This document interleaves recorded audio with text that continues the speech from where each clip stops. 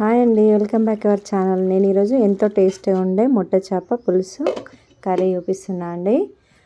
చేపలు బాగా కడుక్కొని ఒక 2 టేబుల్ స్పూన్ కారం, 1 టేబుల్ స్పూన్ సాల్ట్, కొంచెం అల్లం వెల్లిపాయ పేస్ట్ వేసి అన్నీ బాగా కలిపి పక్కన పెట్టుకోవాలండి. మనం మసాలా ప్రిపేర్ చేసుకునే లోపు ఇది బాగా పట్టుకుంటుంది. కారం కొంచెం పసుపు వేసుకొని అన్నీ బాగా కలిపి పక్కన పెట్టేస్తున్నాను. ఇప్పుడు ఒక 2 ఆనియన్ తీసుకున్నాను. ఆనియన్ మంచిగా స్టవ్ పైన డైరెక్ట్ అలా కాల్చుకొని మంచి పొట్టు తీసేసి కట్ చేసి పక్కన పెట్టాను. ఇప్పుడు 2 టేబుల్ స్పూన్ ఆయిల్ వేసుకొని ఒక 1/2 టేబుల్ స్పూన్ జీలకర్ర, 1/2 టేబుల్ స్పూన్ మెంతులు, ఒక 10 ఎల్లిపాయలు, 2 టేబుల్ స్పూన్ ధనియాలు, ఇవన్నీ బాగా ఒకసారి కలుపుకొని ఇప్పుడు మనం ఆనియన్ కట్ చేసి పక్కన పెట్టుకున్న ఆనియన్ వేసుకొని ఇది కూడా బాగా ఫ్రై చేసుకోవాలండి. కలర్ చేంజ్ అయిన తర్వాత కొంచెం సాల్ట్ వేసి కల్లుప్పు వేసాను చూడండి. ఇప్పుడు అంతా రోట్లో వేసి నూరుకుంటున్నానండి. రోట్లో వేసి నూరి పేస్ట్ పక్కన పెట్టేసుకోవాలి. ఈ ప్రాసెస్లో చేస్తే చేపల పులుసు చాలా అంటే చాలా టేస్ట్ ఉంటుందండి. ఇప్పుడు అదే గిన్నెలో కర్రీకి సరిపడా ఆయిల్ వేసుకొని 1/2 టేబుల్ స్పూన్ జీలకర్ర, 1/2 టేబుల్ స్పూన్ మెంతులు, 1/2 టేబుల్ స్పూన్ ఆవాలు వేసి అవి కొంచెం చిటపటలాడిన తర్వాత మనం నూరి పెట్టుకున్న ఆనియన్ పేస్ట్ ఉంది కదండి, ఇది వేసేసుకోవాలి. ఇది వేసుకొని కొంచెం బాగానే ఫ్రై చేసుకోవాలండి.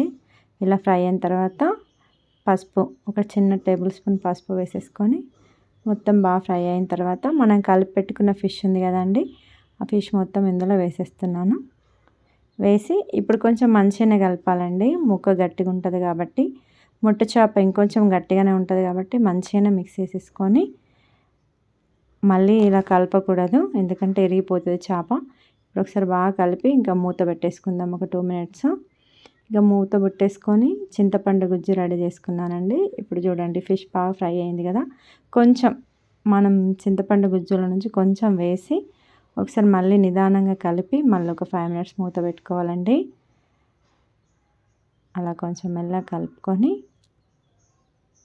ఆ మసాలా అంతా ఫిష్కి పట్టుకునేలా కలిపి మూత పెట్టేసేయాలి. మూత పెట్టుకొని మళ్ళీ ఒక 5 మినిట్స్ తర్వాత చూద్దాం. చూడండి ఇప్పుడు బాగా మగ్గిపోయిందండి ఫిష్ ఇంకా మసాలా. ఇప్పుడు మనం తీసి పెట్టుకున్న చింతపండు గుజ్జు మొత్తం వేసేస్తున్నాను.